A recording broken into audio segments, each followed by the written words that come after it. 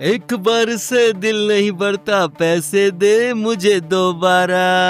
Ton टना ton ton ton टारा।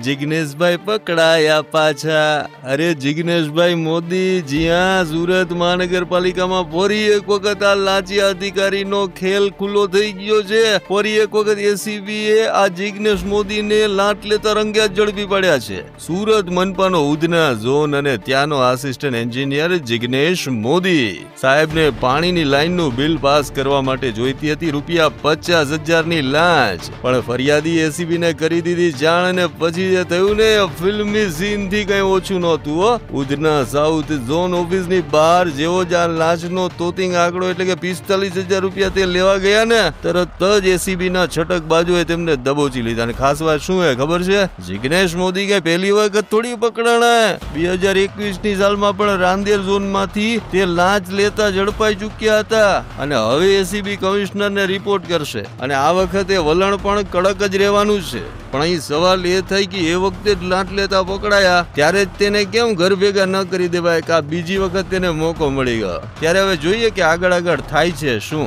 ત્યારે આ લાંચિયા અધિકારી જિગ્નેશ મોદી વિશે તમારું શું કહેવું છે? કોમેન્ટ કરીને જણાવો। અમારી તમામ માહિતીથી અપડેટેડ રહેવા માટે જોડાયેલા રહો ત્રિશુલ ન્યૂઝ સાથે।